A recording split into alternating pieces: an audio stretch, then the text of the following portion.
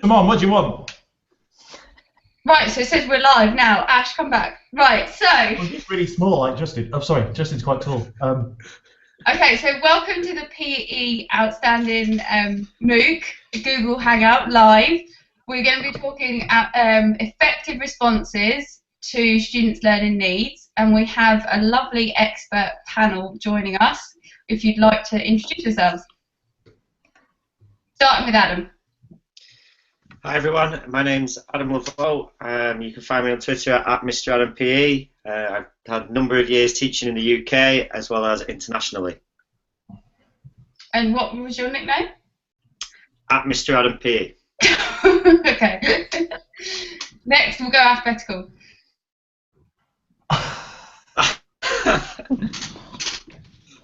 So who's that, Ash? Is that Ash or Adam? Is that me? We're doing three. Yes. Okay, so I'm Ash Casey. I'm a lecturer at Loughborough University in the UK. You won't be able to. You can't say it by how it's spelt, so just take me on that one. I was a PE teacher for 15 years, and I now teach teachers. Okay. Next, alphabetical. Amanda, have you got sound? Can you hear me? Yes. Oh.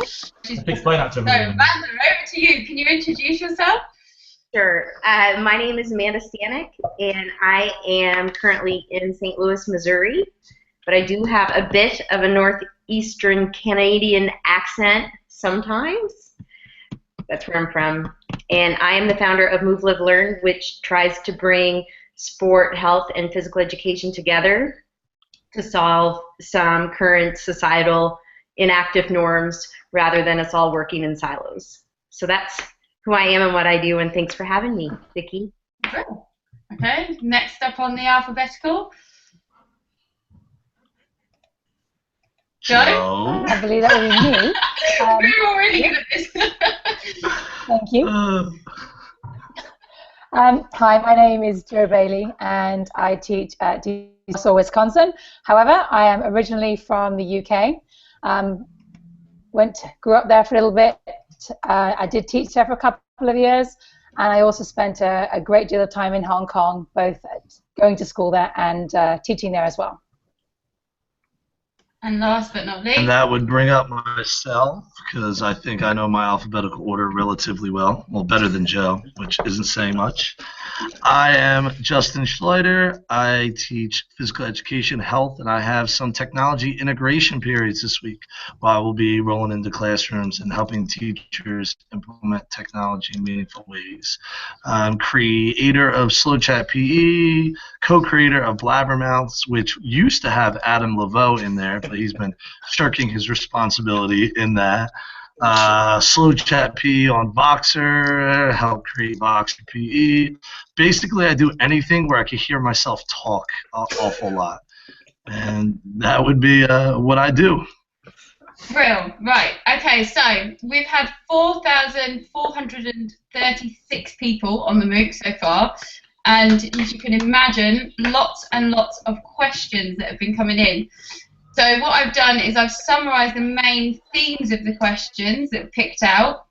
So we won't be able to answer the many, many questions that have come in, but we'll give it a go. If you want to ask live questions, you can ask the questions in the tab at the right, I think. Is it the right, everyone? No, where is it?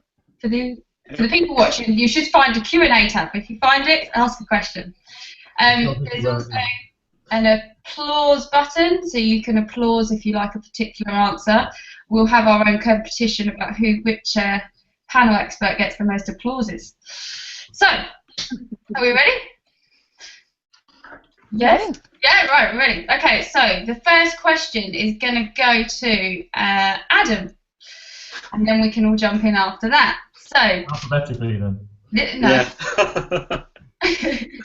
This is a question from Liam McGowan, and his question is, I'm interested to hear about how the guests, if they teach, have responded in ways to meet their students' learning needs and subsequently improved outcomes. For me, obviously teaching in the UK for a while and then going overseas, I think it really depends on the geographical location. But in terms of my own teaching, I've started to introduce, because it says if have responded, if they teach. So yeah, I still teach, and what I did was I looked at solo taxonomy, and I know myself, Joe, and Justin have had lots of conversations about this over the past 2 to 3 years about how we've incorporated that into our teaching. And more recently, I've incorporated cooperative learning, and I did that from the sort of elementary stages all the way through to my high school students, and found that by allowing students to take ownership of their own learning really accelerated them and improved the outcomes of what the course I was looking for. Brilliant. Okay, does anybody else want to jump in on the same question? Sure. You go, Joe. Okay. The only thing I was going to kind of add to that is I think it's important to know there's more than one way to demonstrate your learning and your understanding of something. And I certainly, for me, early on in my career, I didn't see that as clearly. So sometimes it's going to be something performance-based, but if you can give students different ways in which to demonstrate their knowledge and their understanding, and the way in which they perform, then I think somebody may not be able to write down exactly what they mean, but they can verbalize, they can show, they can demonstrate, they can create a video. So giving them more options rather than it must be the or the highway, I think has certainly helped me as well. Okay. Justin, do you want to jump in? Sure. I mean, if you talk about meeting your learners where they're at, you can't do that without differentiation. So, I mean, you're going to have multiple layers to what you're doing. So if my kids, the bulk of the class is struggling with something, then I'm going to have, some lower activities for them to do, building them up. A lot of times I have a couple kids who are way above and what I would expect for that grade level. So differentiation for me is challenging with the kids at the higher level. So then, meeting them where they're at is saying, hey, you guys can do the grade level outcomes. How can we take that to the next level? Okay, Brill, and then Ash. Well, I mean, I teach at university now, so a lot of my work is with aspiring teachers. And I think one of the things that we're trying to look at is getting them away from what they expect a PE teacher to be to what the PE teacher that they want to be. And often they go into schools and they find reinforcement of what they already know. And it's about sort of identifying that. But it's also in my scope not assuming that they work in a certain way, that they will be traditional or they will be open to ideas. I mean, to me, change and a lot of this process is about sort of evidence-based. So they want to see how it works. They want to talk to guys like, my colleagues on the panel who are in schools and see when Adam talks about using cooperative learning, when Joe talks about not always noticing that you're not fulfilling the kids' needs at every single time. I mean, that's real life, and it's about understanding how it works in those processes and realizing that I always say to my students, if you ever teach the perfect lesson, you probably need to quit teaching, because either your standards are too low or you're never going to do it again. So it's about learning. Okay, and Amanda? Yeah, and I think it's impossible to do any of this without each of us really knowing our students. I'm not currently teaching at the K-12 or university levels, although I have been known to do both. Well, that's where I haven't been fired. It's just an unconventional path, I guess. But I think to have a lesson that empowers each student regardless of where he or she is, and I think that's impossible to do without the why. It's important. And so having the relationship and planning our instruction around their interests and demonstrating that we know them as people allows to really help them feel empowered, which will still be impossible without the why. If a student can't tell us at the end of the class why he or she did something, then I don't think we did our job or can. Applause. Hey! What goes to Amanda? 1-0 to Amanda. Okay, I guess I'm going to now leave and quit while I'm ahead. You can't walk up from the table with your chips. You can't do that. That's cheating.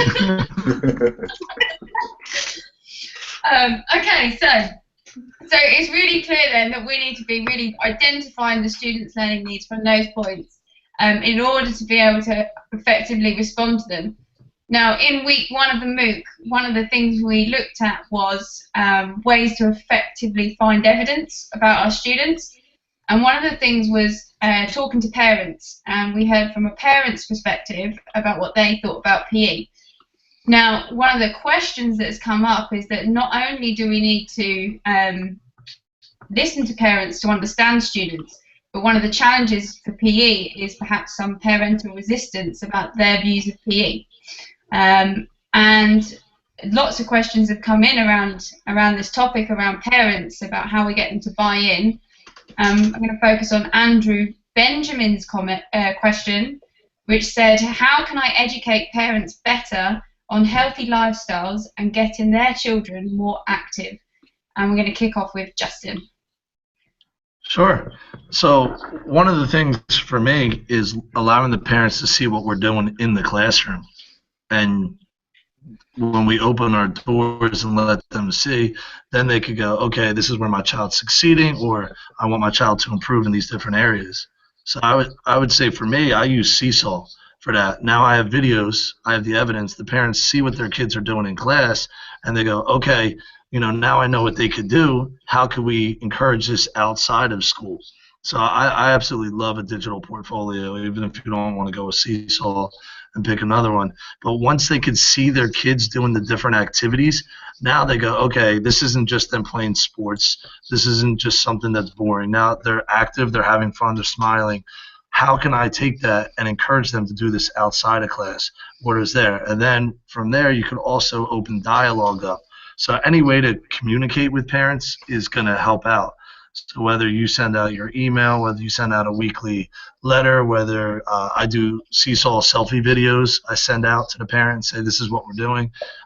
Just basically opening up the class and opening the dialogue, so when they do have the question, now we can direct them. Okay, here are some rec sports. Here are some other programs. This is what else you could do. This is what I would do with the kids, and just give them the ideas that way. But if you don't have a communication open and you're not reaching out to them instead of waiting for them to reach to you, they're never going to know what's going on in your class, and they're not going to approach you. So I feel like go to them, and then from there you can open up with whatever resources you want to give them.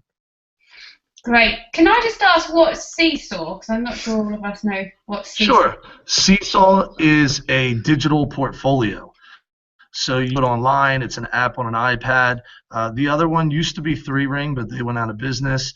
I know Adam's done some really cool stuff through Google Sites with a digital portfolio, which does the same thing. But Seesaw, the benefit is it alerts the parent when something new is in their account. It either sends them an email or pops up on their app.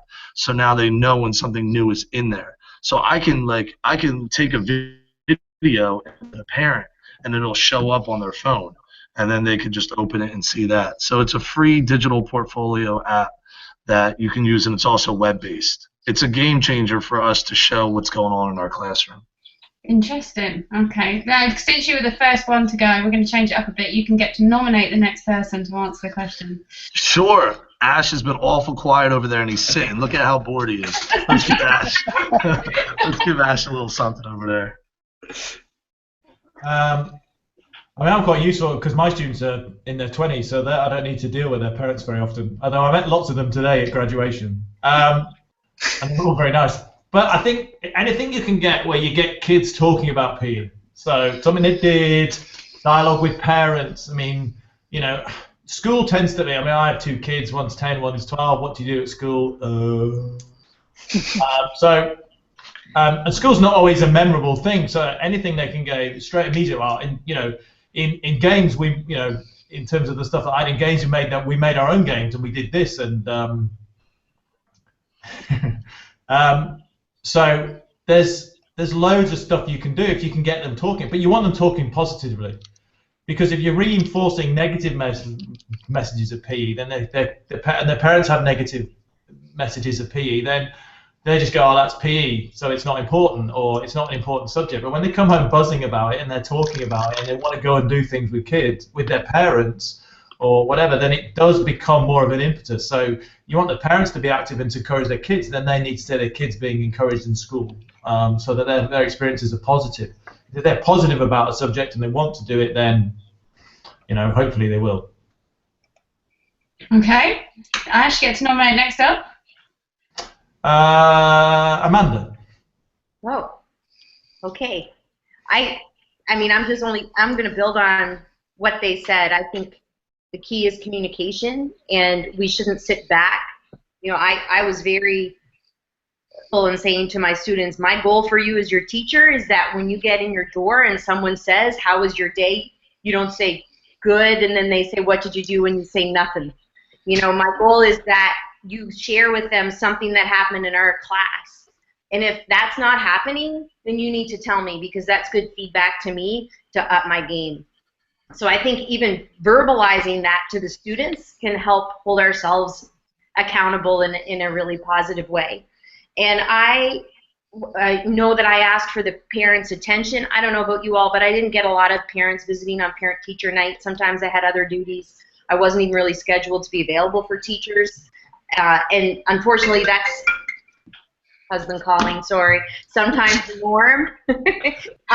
So I asked for 5 minutes at the beginning of parent-teacher night to just talk a little bit about my program and, you know, let them know how much physical education has changed. Because tragically, if we ask most people our age, at least in North America, about their experience in physical education, it wasn't good. And so we need to really be active and plan to address that. Okay, brilliant. Next up, Amanda, nominate. Joe. Okay. Yeah, again, adding on to what everyone has said already, I think physical education has been so polarizing for a lot of people, particularly in the video that was posted in the course. You know, it was in some ways quite cringeworthy listening to the parents and their perceptions of physical education. And I think you really do have a space where you either have those who loved it or those who hated it, and the middle ground doesn't seem to be there. So we really need to work hard, as we've already said, about educating our parents what high quality physical education looks like and how things have changed. Because when we have parental perceptions from 10, 15, 20 years ago feeding off the provision of physical education in whichever country you're looking at, then that can be quite damaging.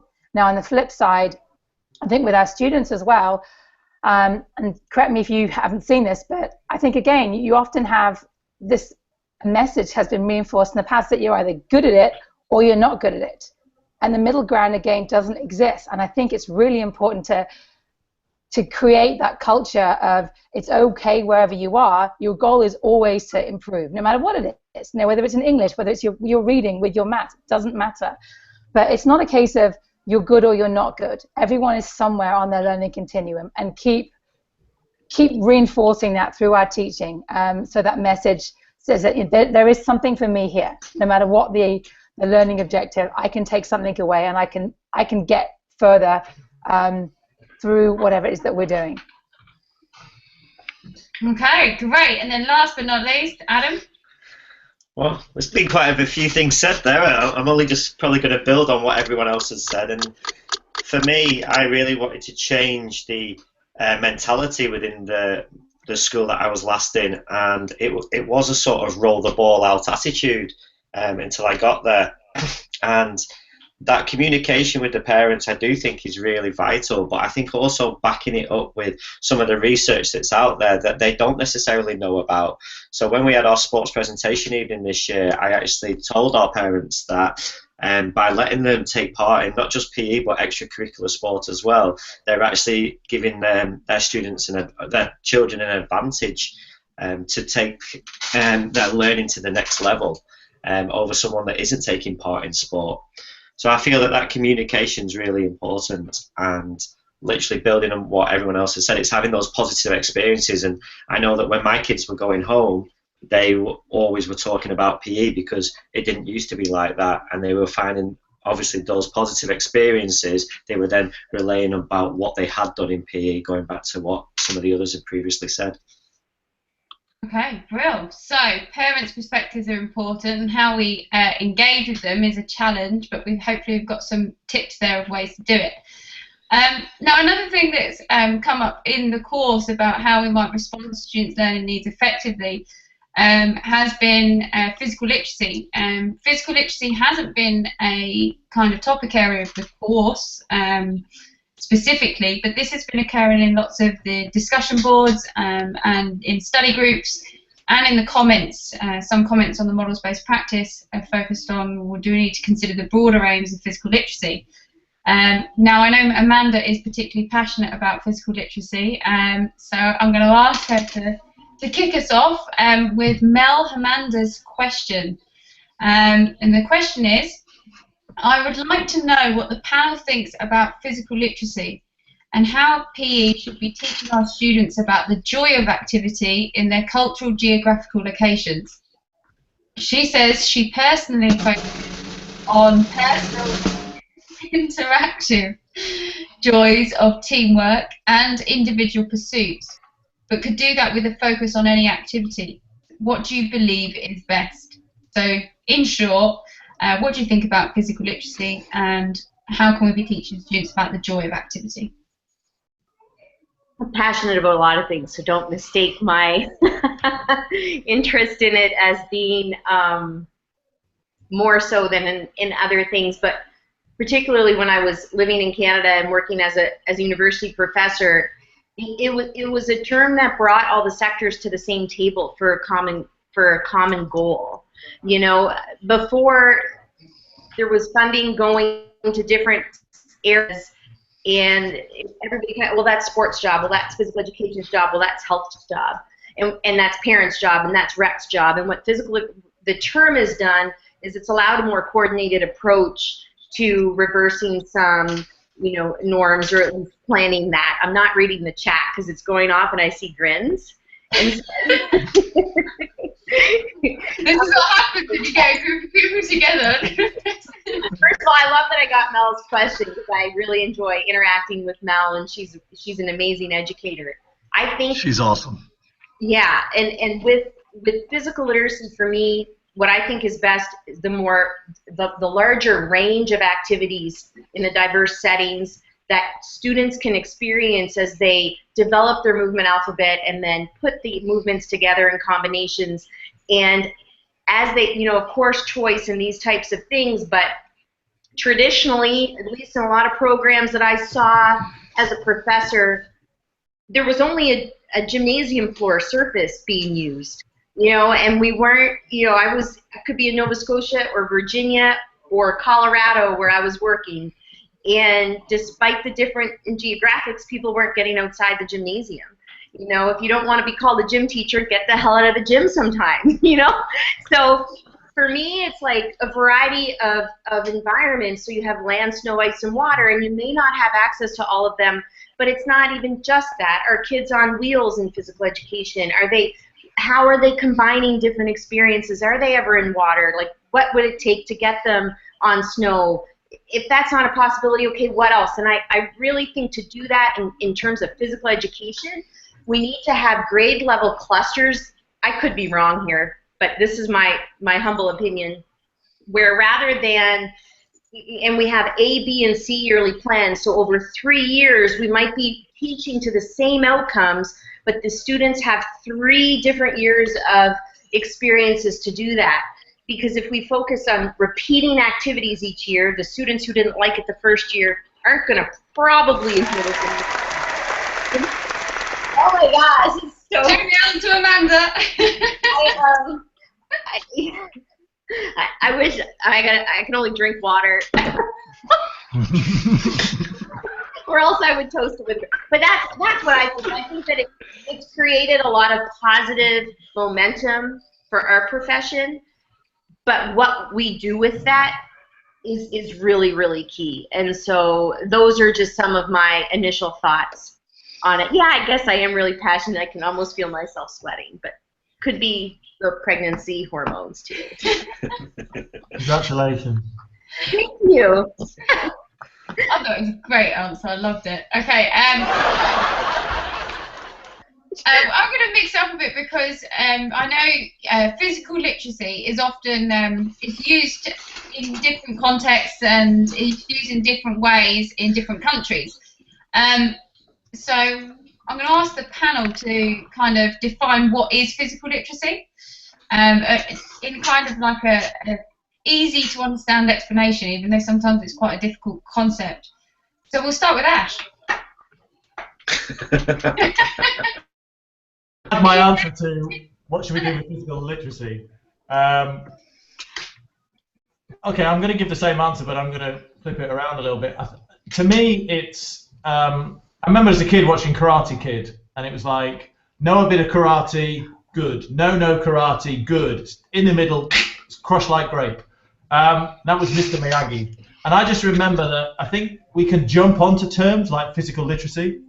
And actually, it's one of those things that we need to understand. One of the criticisms of using different approaches is that we use the little bits of the approach that we want to use, and we don't take the time as educators to learn what it actually is that we're trying to do. And physical literacy.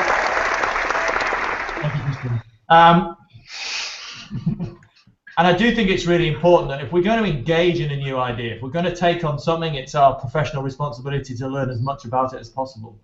So I think the term physical literacy has been thrown around in the same way as sport education is thrown around or teaching games for understanding is thrown around as a justification for what we do.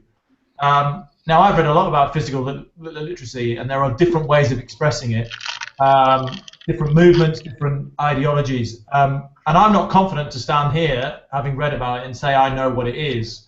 So my responsibility as an educator is to go, if I evaluate and want to use it and endorse it, I need to go away and learn about it. And I think that's very, very important that we actually all are on a learning journey.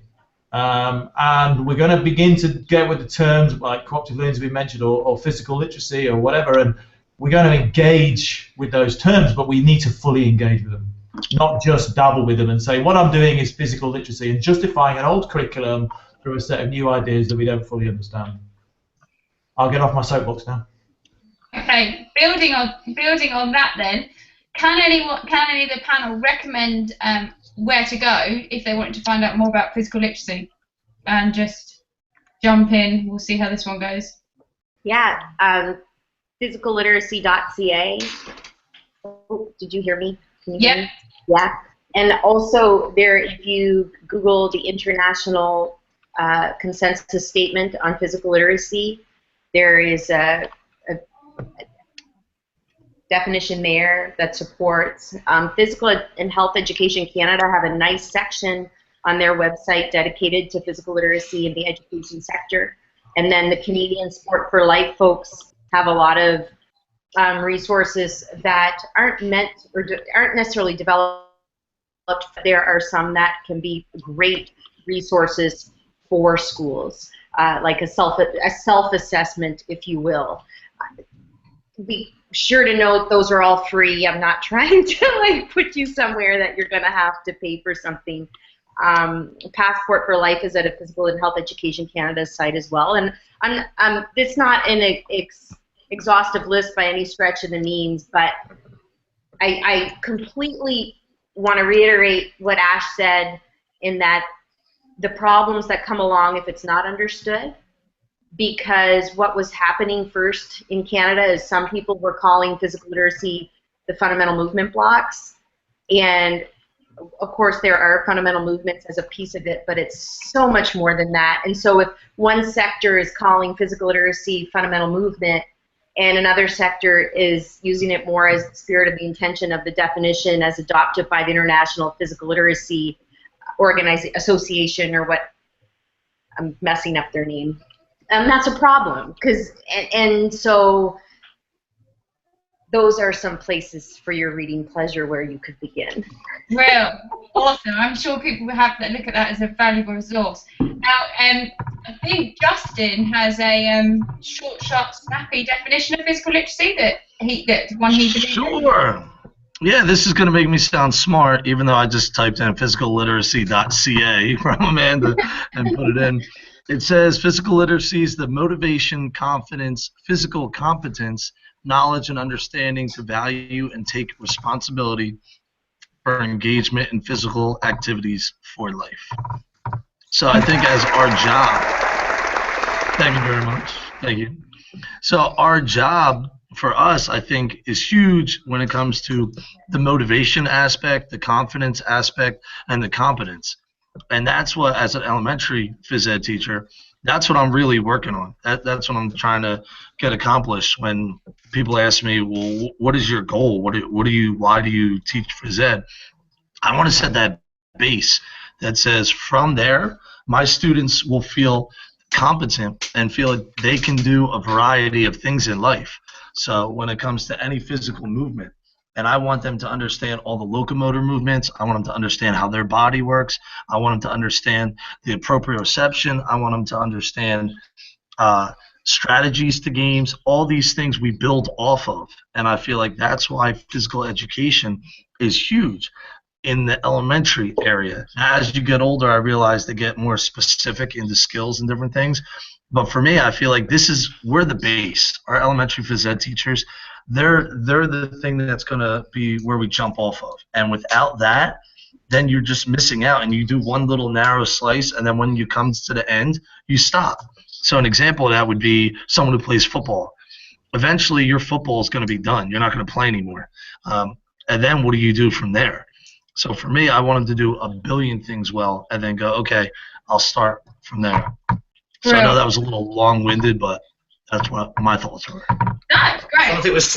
What happened to Snappy? Yeah. Okay, so we're halfway through the Google Hangout. So what I'm going to do now is a little break. It's a little bit of a challenge, but some of you that was at the P Institute, that Dean Dudley presented at. Joe, I think you was in his session. Yes, I was there. Yeah. Yeah.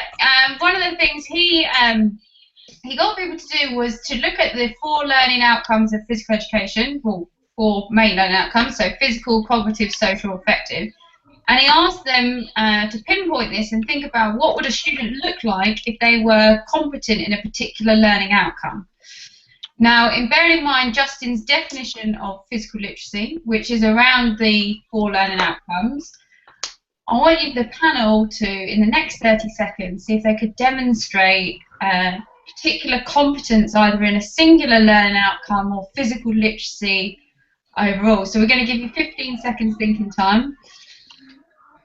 So 15, 14, 13, 12, 11, 10, 9, 8, 7, 6, 5, 4, 3, 2, 1, go. You're going to physically demonstrate it. Oh. Vicky, I've got no room here. I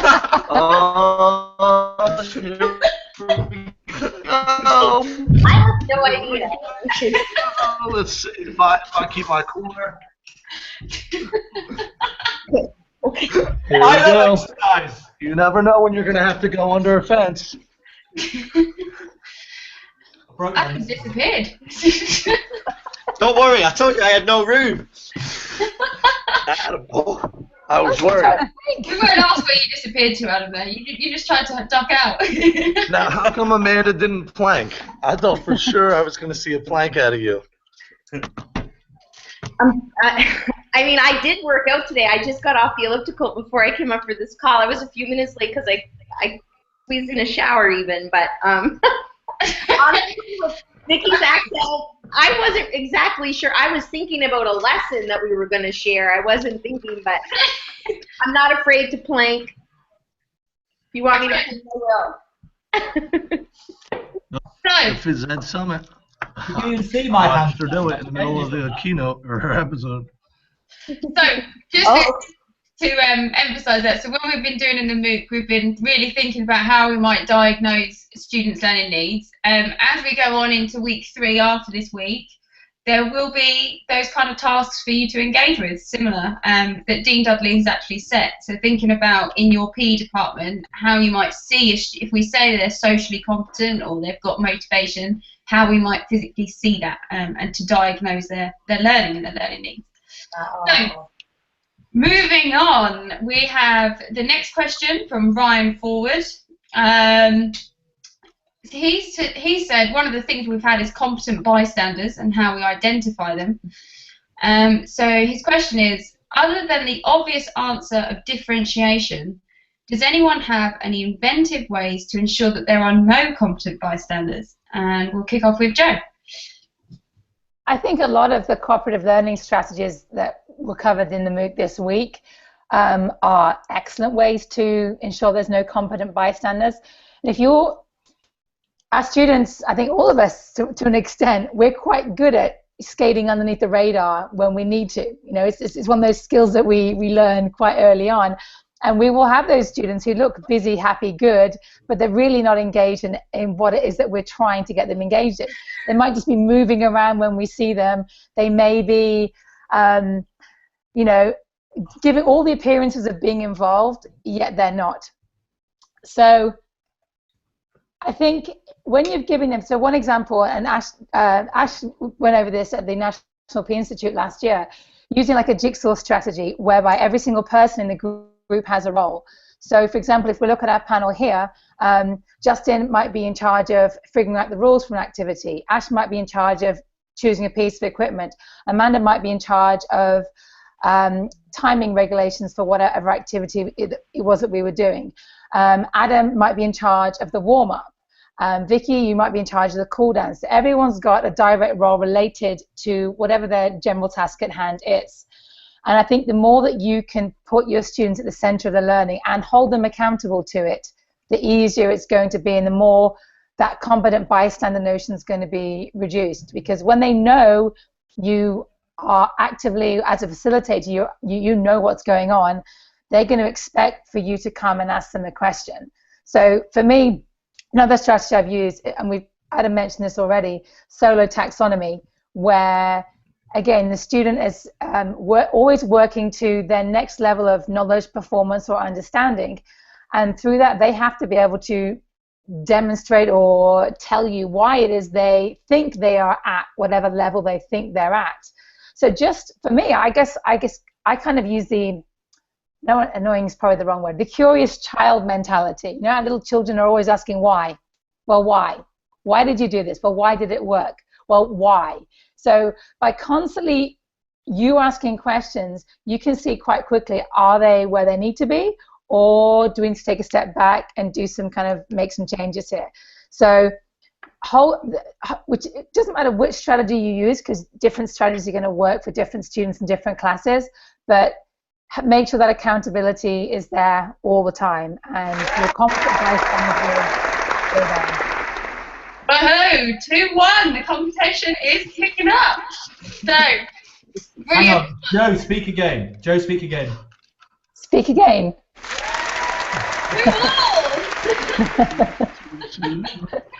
Someone just found the button, didn't they? Justin and I. Not stopping Ash now. So, I was going to say I love why questions. I love that. I think that's a great way to think about it, and I'm going to use that myself. But building on from cooperative learning, see, as we have Ash here, who's now written 2 books on cooperative learning and done workshops all over the world. I think he might have some other strategies that he's perhaps not shared before. If you're all right to share them after your sore neck from your handstand, that would be great. Give me the handstand.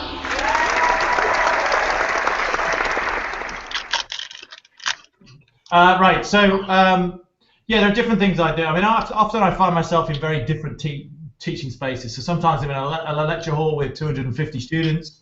Sometimes I'm in a gym with, well, I did sport education in a day with 60 students. So sometimes I'm in a group with 15. So, and in that you've got to be adaptable. And I have a couple of sort of go-to approaches that I use, and one of them will be numbered heads together.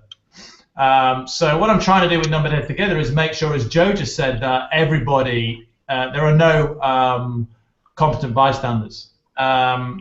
There's no ghosting or social loafing, and this is a way of doing it. So For example, it may be that Vicky and Adam and Amanda are in a group, and myself, Joe, and Justin are in a group, and we have to come up with an answer, and as a group we might discuss it. And then I might say, right, group 1, which is Adam's group, and number 3, who's Amanda, you've got to give the answer. So you're actually, what you're doing is you're allowing them to share the task together so that they're not on their own, but you're actually making one of them accountable for the answer. So that's nubbing heads together. And what I often do is, if a student can't answer, is I say, right, phone a friend. So somebody else in their group can then support them. Or I might use questions to lead them to an answer. And before that, I often use a strategy called I think, we think. So again, in that situation, I might ask you all a question. So as Vicky did at the beginning, find a way of articulating one of the 4 outcomes of PE. And then I might give you a minute to think about that, and then ask you, the 3 of you, to share the ideas and pick out the one that you think is best. And then again, could use numbered heads together to get one of you to give a group answer. Now, the other 2 people in the group know, but everybody has to listen, because if I picked their letter or their number and they don't have an answer, then they kind of have to be accountable for that. But they also have a support network in place in terms of the rest of the group. So I'm not picking someone out and going, right, Justin, give me an answer, and he's going, I'm not sure, and he doesn't want to, or hands up, where we know it's going to be the kids who either want to call out or have the right answer. So let's put our heads together and I think, we think. Okay, brilliant. So hopefully we've got some new strategies there. Now, we've heard a lot about cooperative learning. Cooperative learning seems to be topical within the MOOC, out of most of the other models that have been mentioned. Now, we heard from Buckingham, and there was an article in the MOOC about their top tips for using it. Now, obviously, the Buckingham School have been using it for 5 years, and Adam's also been using it, but in a different context and in different countries. So I'm going to ask him to share his tips about how he might learn how to use a new approach, and what would be his top tips. Right, cheers, Vicky. I met Ash last summer and went to his Jigsaw Learning, and I was like, oh yeah, this makes so much sense by allowing the students to take their own responsibility for their own learning. And I was like, oh, I want to find out a little bit more about this. And then Ash's new book came out in April, was it, Ash? Yeah, March, April, yeah. March, April. And I read that, and I was like, this makes so much sense. I really want to implement this. The pedagogical model just seems to make so much sense, and you don't get those bystanders, those no competent bystanders.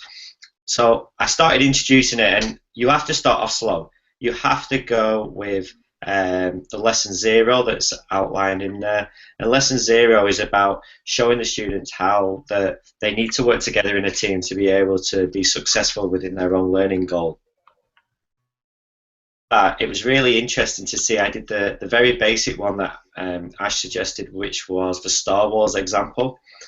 And it was so important to just watch the students, because they might have just got 1 or 2 letters incorrect when we did the sort of Jigsaw Learning task.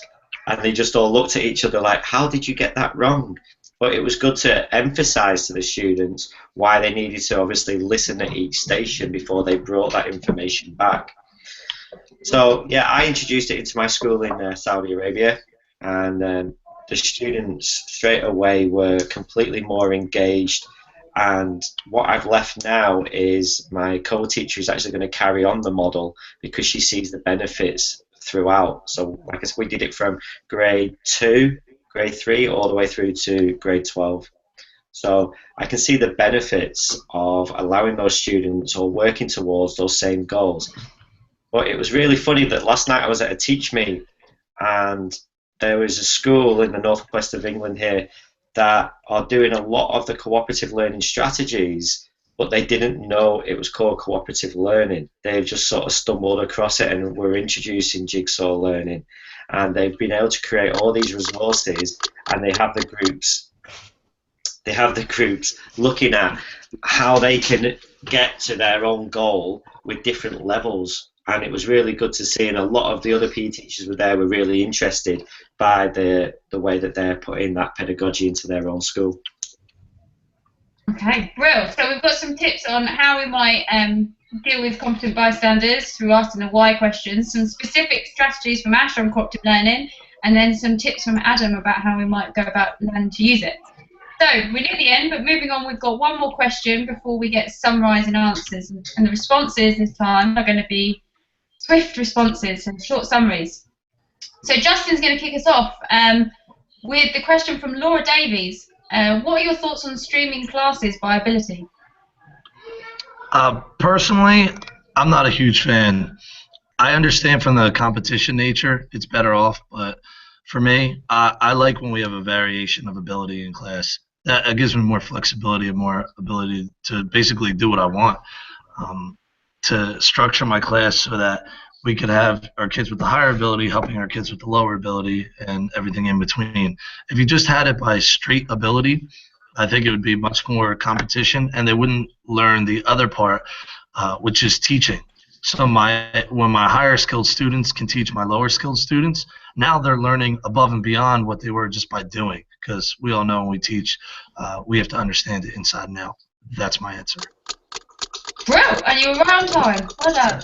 I said it first. So I'm going to move on to Jo, and Laura had a second part to her question, and it was, is it always beneficial to have higher low ability group classes? No, I don't think so. I can't think of the research off the top of my head, but I know I've seen several research articles that have shown that streaming children does not increase the ability one way or another. And in fact, some of my old school friends were having this discussion the other day. We were streamed and setted for pretty much everything. And I'm assuming, I don't know to what extent that still happens down in the UK, but for maths, for English, you were in set 1, set 2, set 3. So the pecking order of who was smart and who wasn't was quite clearly evident. And I think that was quite damaging for a lot of students, because once you get thrown in with the kind of the I'm good versus I'm not good aspect of it, you're almost pinning somebody into a lower level of success without them being given an opportunity to show. We don't know how a student's going to grow and change and learn. I think our students who are at any given time performing better than one of their peers, they can be leaders and help those people learn. And then in other contexts, that same individual may benefit from learning from other people. So no, I don't agree with setting. Oh, it's 3-2 to Jo. No, and Ash got 1, I think, from his handstand. He got one for the pull muscle. Not a competition. But really, and I think Amanda, following up on streaming classes by ability, is it beneficial? She has a response as well. It might be.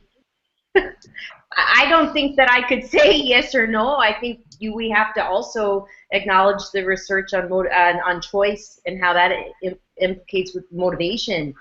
You know, I personally like to train hard. I choose a hard training group if I'm training because it's going to push me.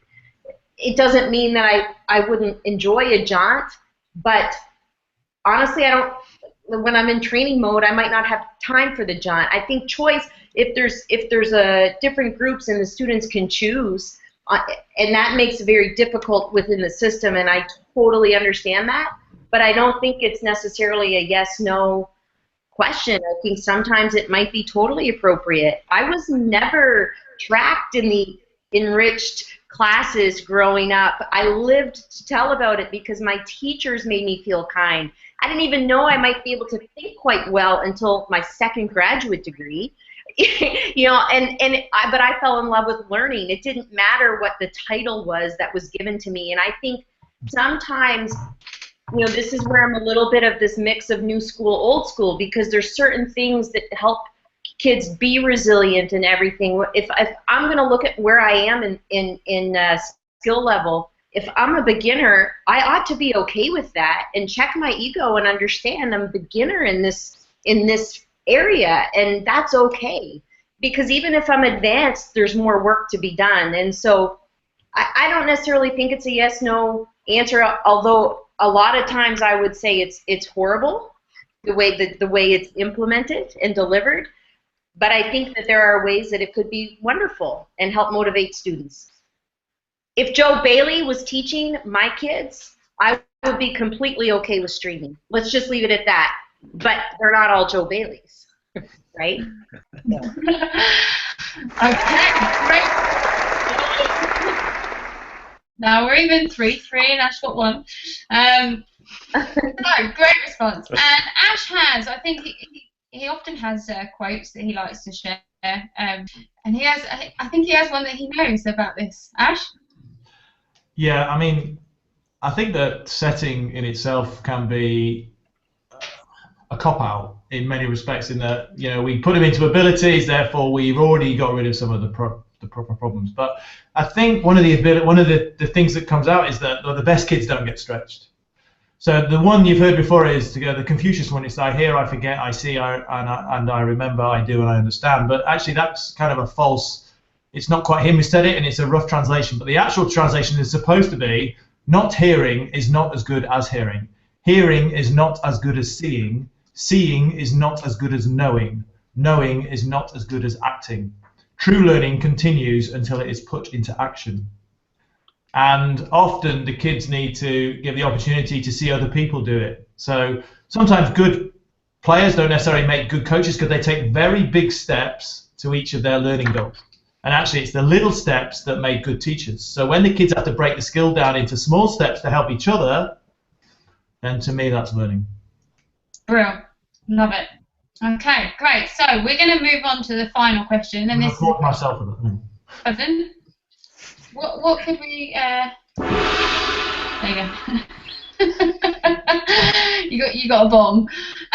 So we're going to go on to the final question, and this is a question from me, and it's more of a sum up. And we're going to start off with Adam. And the question is, what are the major challenges for PE teachers, and how do we as PE teachers respond? I think it is definitely a geographical. Geographical thing. And I was just talking last night to the Youth Sports Trust, and as secondary PE teachers, I think we've got a really big challenge at the moment to actually prove what PE is worth to our schools, because I know with all the other government initiatives that are going on at the moment, the heads of the secondary schools are starting to maybe see PE as a sort of a second back, whereas it used to be a central figure of a lot of schools. So I think to actually advocate for our subject is something that we definitely need to be looking at doing, and carrying on this learning journey for all of us.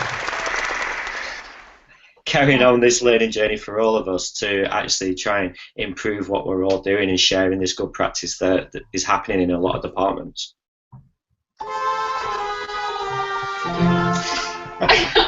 I didn't know what that sound was. Oh, thanks, Vicky.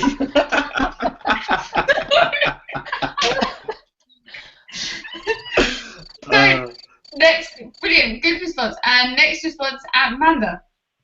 I think at least what I hear, the major challenges continue to be around not seeing the students often enough and large class sizes. It's very difficult to do everything that we suggest people do: build community, assess to guide instruction, differentiate instruction. But if you have 600 students and you see them once in a 6-day cycle, which happens in some schools, it's really, really difficult. And the other, in shifting to, if we're looking to shift and deliver outcomes or standards or proficiency-based physical education program within a system, it's simply not feasible unless those issues are addressed. If the school district wants me to come in and help to support a shift, I'm like, well, are you really going to support PE teachers in this, or else it's a waste of time to even prepare them to do so, because taking pieces of it isn't the intention of that, and goals will not be met. So I will continue to advocate and support anyone working with students in a physical education setting. If they see the students as often as the classroom teachers, so they're also able to support their learning and meet the outcomes. Okay, and next up is Ash. So what are the major challenges for PE teachers and how do we respond? I think the major challenges for PE, why has it gone to Adam? Am I talking? Hello? So one of the major challenges for PE teachers is to, to be valuable and to be seen as valuable. I mean, I think we're trying to do too much. We want to solve obesity. We want to get kids off the street. Sorry, Ash, can we just pause you? Amanda has to leave urgently, so we'd like to all say bye and thank you for joining us on the MOOC. Bye, Amanda. Bye, Ash. I did not mean to. No, it's fine. Sorry. Gotta get my answer now. Bye, everyone. Bye. So yeah, I mean, I think it's about being valuable. So we can't solve everything. I don't think the curriculum we offer in many ways is we're capable of solving half the things we want to. So it's kind of, we need to work backwards. We need to work out what it is that we want to do and find ways of doing it rather than trying to get the outcomes that we want from what we already do. Now, if what you already do, it's possible to do that, then great. But I think sometimes we need to look at the outcomes. And the outcomes at the moment, to me, are too broad. So what do you want your kids to do? What do you want your teachers to do, in my case? And how do you get there as robustly and simply as possible, I suppose, if you can be robust and simple. Well, thank you very much, Ash. Oh!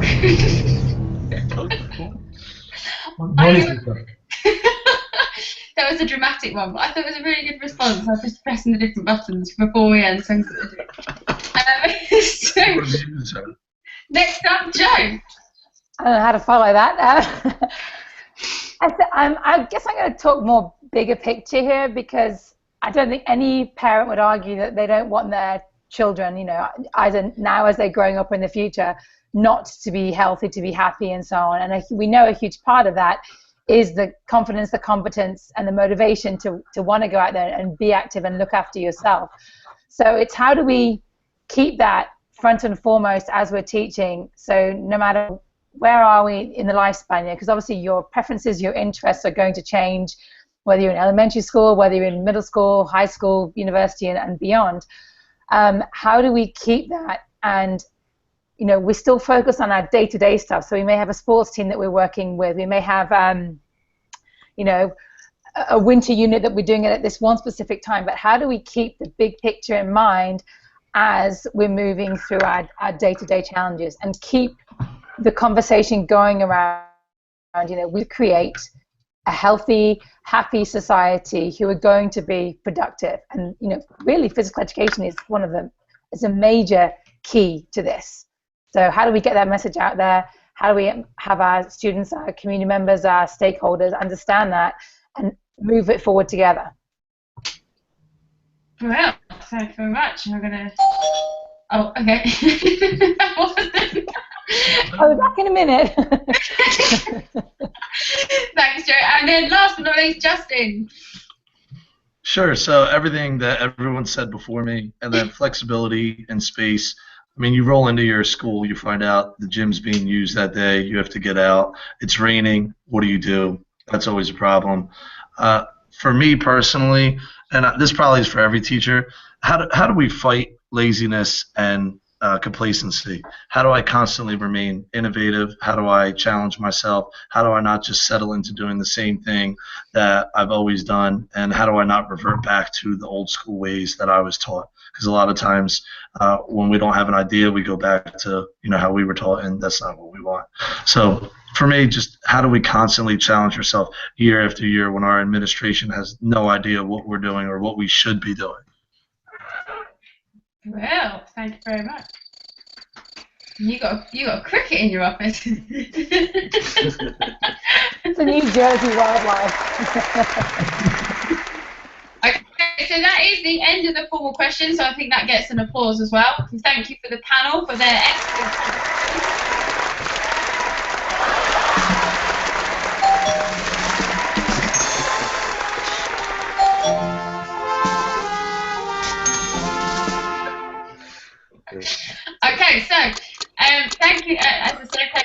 for joining in. The MOOC couldn't be a success without all of the people that have been involved, and all of these guys here have been involved in the development of the MOOC and some of the materials on it and supporting the discussion. So it's a big thank you.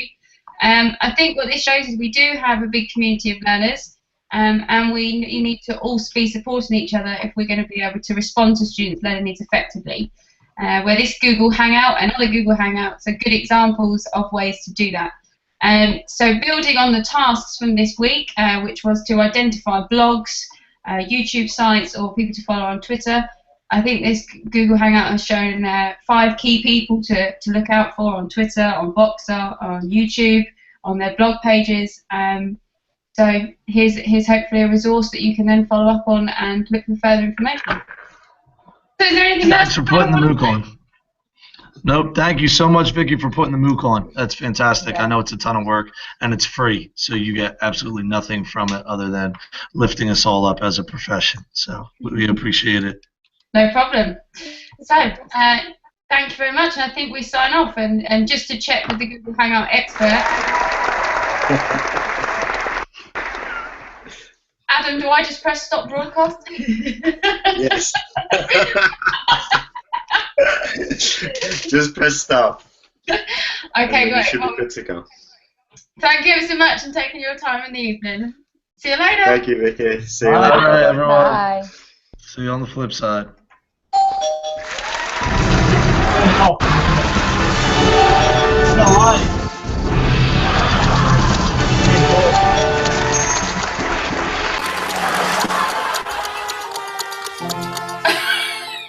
You turn it off, it still says live.